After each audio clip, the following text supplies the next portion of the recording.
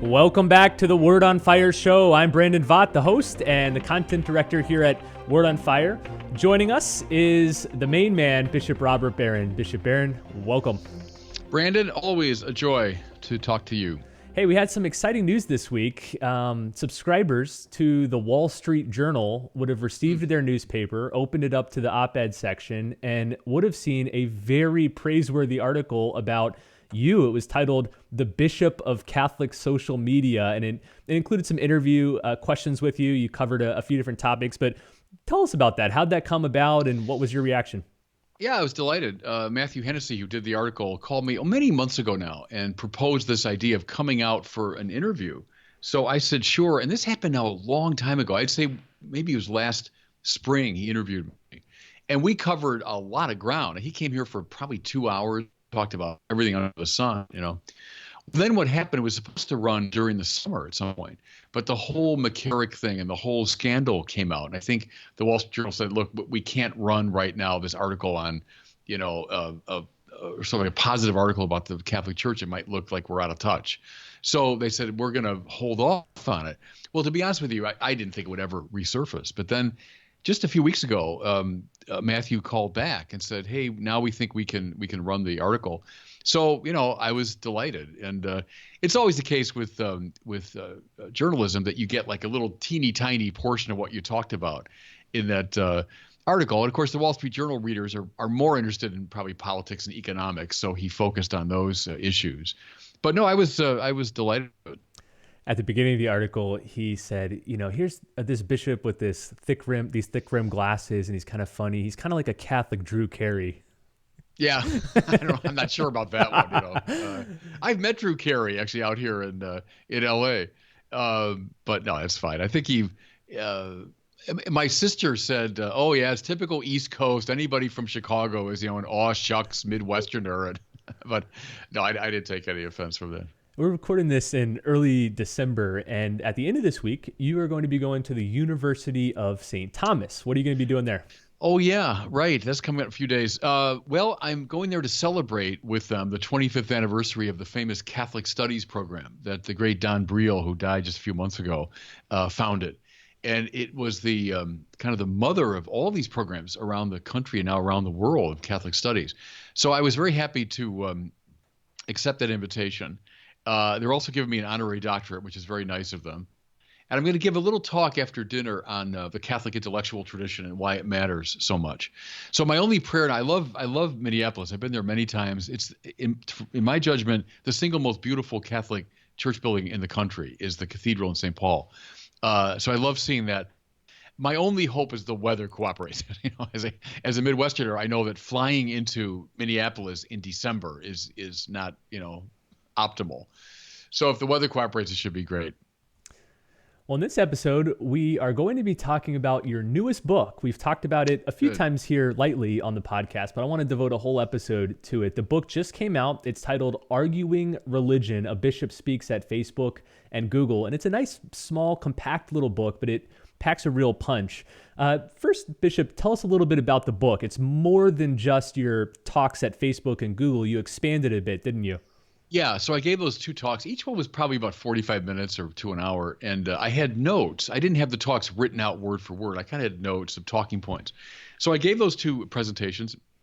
I liked them. I thought they were good. And I think a number of us, probably you included, Brandon, had the idea of, why don't we turn this into a small book? So in the course of last year at some point, in between everything else, I just took those talking points and then expanded them. So it's a short book, but as you say, I think it's a meaty book. What I wanted to here's my target audience for this book. And I hope, parents, grandparents, friends of nuns are listening. So those who have left the faith, especially among younger people who have kind of dismissed it as irrational, as unscientific, I would invite you to put this little book in their hands because it's short, it's readable. In probably just a couple of sittings maybe. But it's trying to address a lot of the standard hang-ups, misconceptions, confusions people have about religion. And, the title, Arguing Religion, argument to me is a great thing. I don't mean, getting into polemics and shouting about religion. I mean, not that. In other words, getting away from mere polemics and learning again how to engage religious questions in an intelligent way. And I'm drawing on the wealth of our Catholic tradition, which has always reverenced the use of reason. Anyway, that's where the book came from, and it's an expanded version of those two talks, which, were widely viewed. And I know a lot of people stumbled upon them or came upon them and found them illuminating. So that's my hope for this book. But parents, grandparents, friends of nuns, can I urge you, get this little book and put it in the hands of your son or your granddaughter or somebody. In the first half of the book, you focus on how to have a good religious argument. In the second half of the book, you focus on some of the blocks that are keeping young people, nuns, away from the faith. I want to spend the rest of this episode focusing on that first half. You say in that section that you think we need more religious argument and not less. Why is that? Yeah, because argument is good. An argument is nonviolent. An argument is a way forward. My complaint is that we talk a lot about religion. Go on the social media. You want to see, just put anything up on atheism. You're going to get gazillions of downloads and views, etc. People love talking about religion. Don't believe for a second, by the way, see, I think this is a positive thing. Don't believe for a second people aren't interested in religion. They are. But they don't know, largely, how to engage in serious argument about religion.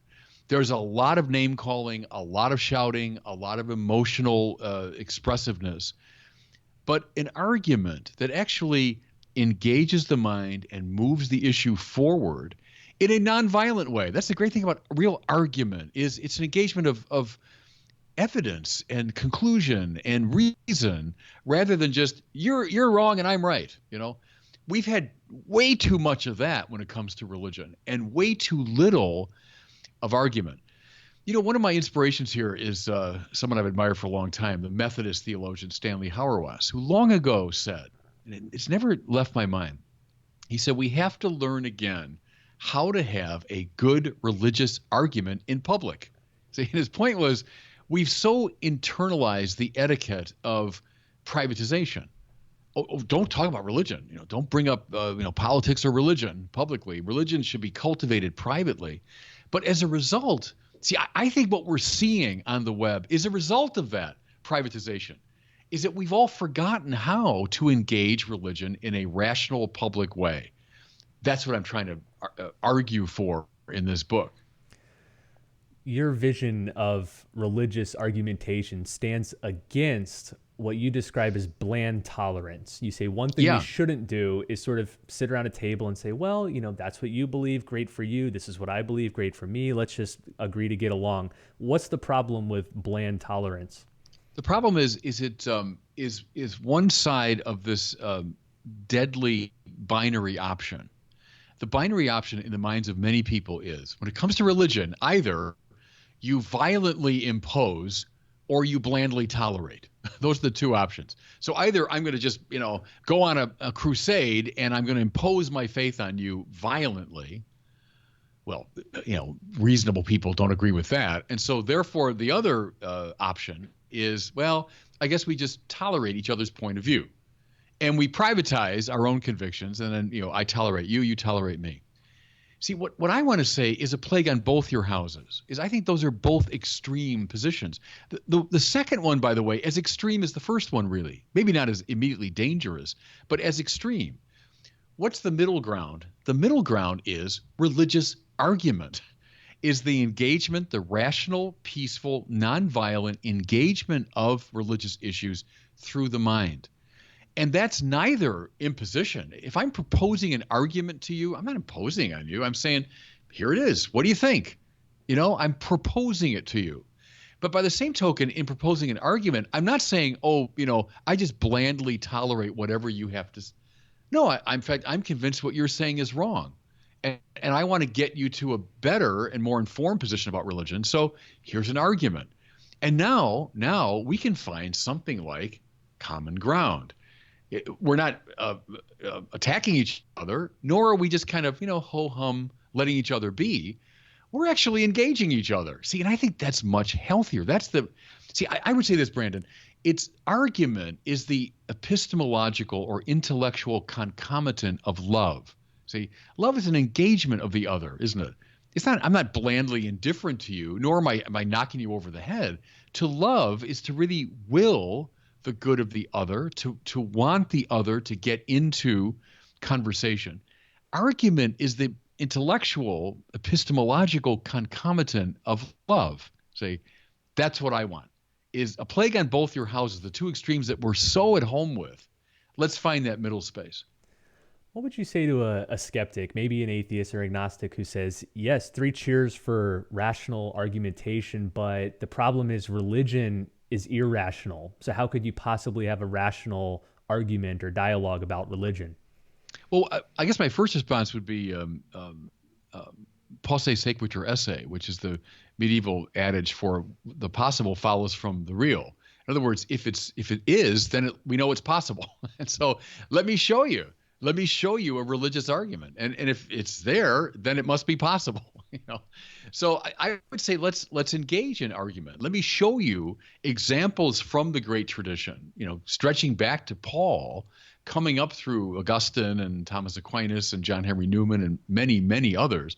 Let me show you how rational religious people do their work. It's a prejudice to say, oh, religion ipso facto is irrational. Well, no, let me show you otherwise. In fact, it's not. Very much related to this, and it's one of the sections of the book, is the play of faith and reason. See, because one of my principal complaints is that people today tend to identify faith with irrationality, with credulity or superstition, right? You're a person of faith, that means you don't accept evidence or argumentation, or you just accept things on the basis of nothing, right? Well, I want to say, no, that's precisely what real faith is not. And so that's one of the corollaries here, is to understand the proper relation of faith and reason. But I think bottom line, show people, let's read a section of Aquinas together and let's drop prejudices. Here's an argument. Show me precisely where you think it fails. And let's get on some common ground together. I think that could be a real useful exercise. We're with Bishop Barron, and we're talking about his new book called Arguing Religion. It just came out. You can find out more about the book, by the way, by going to wordonfireshow.com/religion. You can learn about the book, read some samples, pick up your copy. Let's spend the rest of this interview, Bishop, going through some of the tips and recommendations in your book on how to actually have a good religious argument. So you say in the book, step 1, you have to define your terms. We already talked about one of those terms, faith, which is often confused for credulity. But you also talk about the most basic term in a religious argument, God. You say so many people misunderstand what we mean by that. Talk about the need to define terms in order to have a good religious argument. Well, no, and you're right. That's for any kind of argument, whether you're dealing with philosophy or science or whatever, the clarification of terms is a hugely important move, because what often happens is people equivocate. That's the technical term for they use the same words, but with very different meanings, right? Like the bark of a tree, the bark of a dog. Same word, but radically different meanings. And often argument gets tripped up because of this problem. I would say, in fact, that based on a lot of years of experience dealing with people who talk about God, many, many people don't know what we mean when we use the word God. And they have so many prejudices born of fundamentalist understandings or kind of a crude biblical literalism. How many people still, I'm amazed by it, think when religious people speak of God, they mean the guy in the sky with the white beard, sitting on a throne. That's an elaborate religious symbol that points in the direction of what we mean. Or even make it a little more sophisticated. People think God is one big being among many, right? So the supreme being, meaning you and me and this computer and God and the clouds and the planet Jupiter, that they're all beings, of the same basic type, but one is just supreme.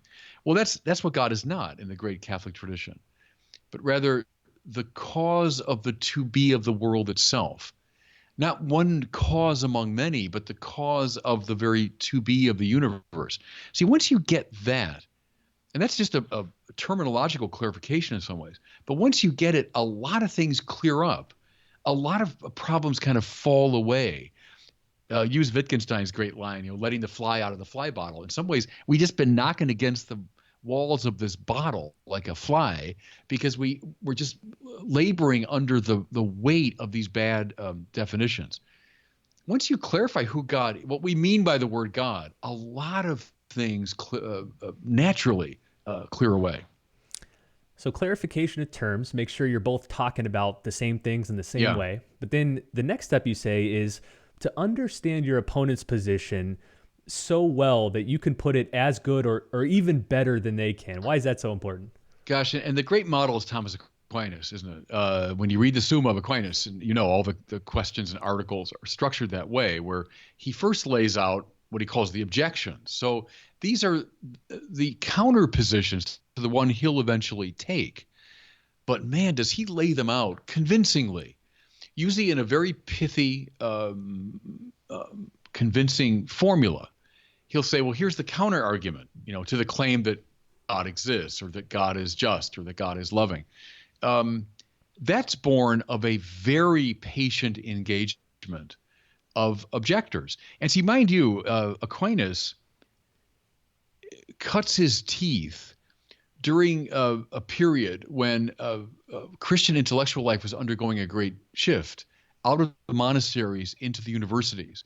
And the universities had a very public, very almost pugnacious style of theological engagement where questions coming from the floor had to be taken in by the professor, who then wrestled with them and answered them, and then counter objections were made and counter responses offered. See, that's the rough and tumble world that Aquinas came out of. And so his mind is honed, it's trained during this sort of intellectual combat. But see, that's a wonderful model, I think, for anyone dealing with religious questions today. There are a lot of objections. I mean, heck, I can name them off the top of my head. I can name, the 25 standard objections. Could I formulate them in a way that's really convincing? Let's face it, you go on YouTube or something and people are making arguments. Well, they're not maybe trained philosophers, they're not trained rhetoricians, but chances are the position they're taking was formulated by a very smart person at some point in the intellectual tradition. Do I have the capacity and the courage to formulate it in a very sophisticated way so as to make it a really powerful counter position? That is a great move to make when you're having a serious argument with somebody. Honor them, see, by taking their objection very seriously. Leah Labresco, who's one of our new Word on Fire Institute fellows, a few years ago when she was blogging, she did something that she called the intellectual Turing test. So, like a Turing test is where a computer or a robot pretends to be a human, and how convincing they can be determines how much they mimic actual human behavior. If you can have a chat with a computer and you can't tell that they're a robot, then they've successfully replicated the human mind. So she did one, though, where she had atheists pretending to be Christians and Christians pretending to be atheists, and seeing who could fool each other the most. And it struck me, if I remember correctly, that it was mostly the Christians who presented the more convincing case as being an atheist. And that told me that, okay, Christians, maybe in general, not in every particular case, but in general, understand both sides of the argument more so than atheists do. Yeah, it could be. What reminded me, Brandon, I think it was a play some years ago, and it was based on the proposition that an atheist and a Christian were in a debate, and each one said, okay, look, let's read each other's characteristic book and we'll see what happens. So the atheist was given Mere Christianity, and the believer was given Bertrand Russell, Why I'm Not a Christian. And then the onus of the play, the point of the play is that each convinced the other. So the atheist was convinced by C.S. Lewis, and the Christian was convinced by Bertrand Russell, and they turned it around. But I mean, that little exercise, that's not bad. I read Bertrand Russell, heck, when I was a young man, when I was a teenager. I read all his books of atheism. Did I find them at the time somewhat compelling? Yeah, I think I did. When I read them, I thought, oh yeah, those are good arguments. And that's a good exercise. Thomas Aquinas did it. I mean, he certainly read all of the great opponents of not only religion, but of Christianity, et cetera. So it takes, a little bit of intestinal fortitude to do that. But I think if you're going to be a crackerjack apologist or evangelist, that's a really good exercise. Okay, so we've talked about clarification of terms, understanding your opponent's position. Another requirement of good religious argument is that you don't fall into fallacies. So these are just mistakes in reasoning that undermine your case. Bishop, let's talk through some of these, because these are some of the ones you see all the time when it comes to religious discussion. First of all, the ad hominem fallacy. What is this? And maybe give us an example. Yeah, ad hominem in Latin means against the man, and so it's a move that it's subtle because people do it all the time without knowing it. Is you're not attacking the argument, you're not engaging the argument, you're attacking the person making the argument. You're saying something negative about him or about her. You're questioning their psychological disposition. You're questioning their intentions. You're questioning their goodness of character. Well, see, that gets us precisely nowhere, because it might be true. I mean, maybe the person you're engaging really is kind of a jerk, and you are pointing out legitimate flaws in their character. But so what? Because a bad person can propose a very good argument, and vice versa. A great person can propose a bad argument. So attacking the person ad hominem gets us precisely nowhere. It's like just spinning your wheels. How about the genetic fallacy? What is this, and how does it work? It's very common. It's very interesting. The genetic fallacy is this, that if I uncover the origin or source of an idea, I've determined something about its truth or falsity. And see, that doesn't follow at all. So you see it a lot in religion. People say, oh, religion just comes from people's childish, fantasies, their need for God. It's a psychological hang up they have. Well, see, here's the point. Let's say that's even true, that religion maybe in some primitive form did come, out of this psychological neediness. Well, in a way, so what? I mean, even if it's true, and I don't think it is, but let's grant it for sake of argument. Does that tell you one little thing about whether the claim is true or not? It's telling you where it came from. It's sort of a archaeological dig, within the psychology of the arguer. But it's not telling you anything at all, really, about the argument in itself. But that's a subtle one, and people play that game all the time. But what comes to my mind, Brandon, as a former football player, is it'd be cool if when we're having an argument, you had a referee who could throw a flag. Like, ad hominem, 10-yard penalty, first down. Okay, that's getting us nowhere. Let's start over again. Or, nope, genetic fallacy. No, that's just spinning our wheels. It won't get us anywhere. 10-yard penalty, first down. Let's get back into it. Because we end up wasting so much time running around these different fallacious moves. After this interview, I'm going to run straight to our sales and marketing team to start our line of the fallacy flags that we're going to start marketing. You'd have to have someone in the room with you when you're arguing. It could and we both accept this guy really knows logic and all that stuff well, and he can judge. Okay, we've done ad hominem fallacy. We've done the genetic fallacy. How about the straw man fallacy? Oh yeah, well that's very common, isn't it? A straw man is setting up a very inadequate, weak version of your opponent's argument and then knocking it down and claiming you've won the argument. You know what it is, Brandon? It's the opposite of what we were just describing, is taking your opponent's position so seriously that you state it more convincingly than he does. That's the opposite of the straw man. That's a good move in logic. The straw man is the other extreme.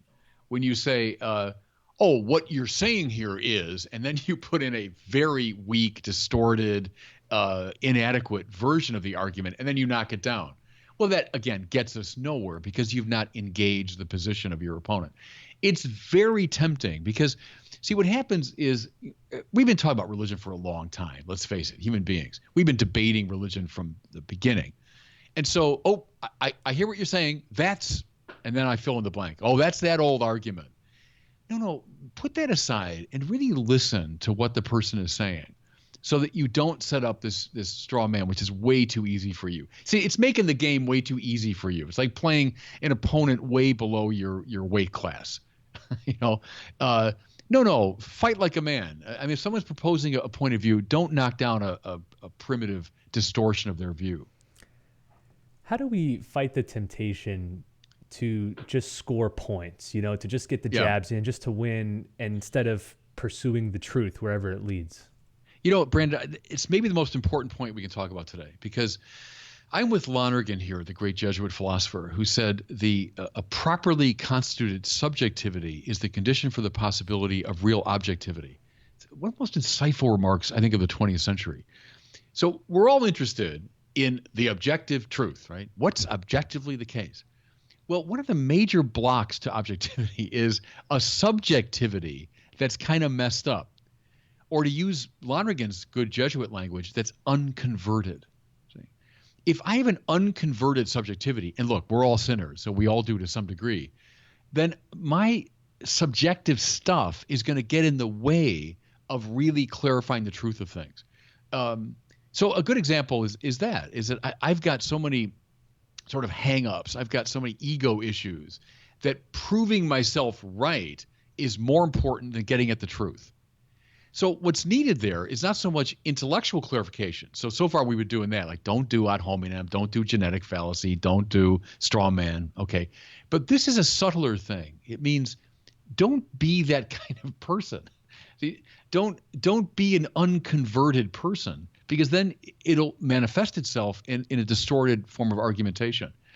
And, look, I'm a sinner. So I feel it sometimes when I'm involved in a YouTube conversation and someone who's like really aggressive. And you know that people can be, on the computer screen, they can be super aggressive with you. And, your feelings get hurt and you're like, what do you mean? I'm insulted. And so now I'm going to go after you. And maybe I'm going to bully you a little bit by showing you how much I know and using, $1 million words. But that's not really advancing the argument. That's just working out my own hangups, But there's a moral conversion needed for real intellectual work.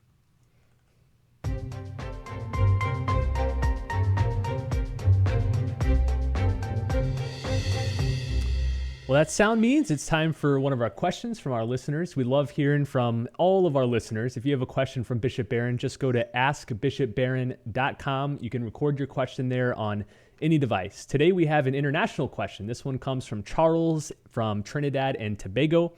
And he's asking about how you have a good argument or discussion with somebody who's sort of blandly relativistic or indifferent. So here's Charles' question.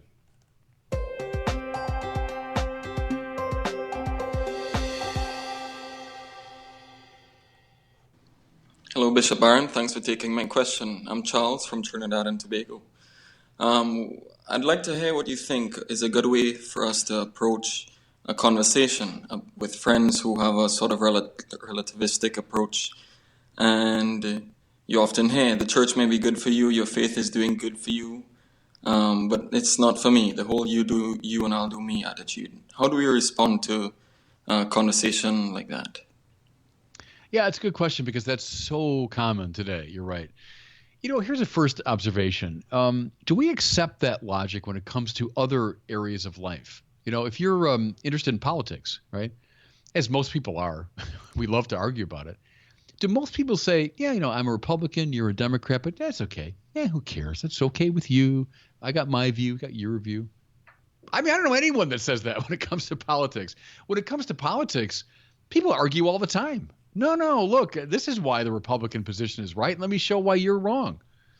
And vice versa, I know very, very few people who say, live and let live, and that's okay, and you got your way, got mine. Or let's say you're a young student learning baseball. You're a young player, and your coach is giving you instruction in batting and throwing and sliding, and he's telling you, here's the right way to do it, How many coaches do you know who say, it doesn't really matter. This is the way I slide, but, why don't you try it your way? And here's how I hit, but, there might be a new way. Why don't you just swing any way you feel like it? I don't know any coach, any time in my career that ever operated that way. No, when you take something seriously, you stop being a relativist. That's one of my principles. When it comes to things, we don't take that seriously. So you like Cheerios, I like Rice Krispies. Well, okay, who cares?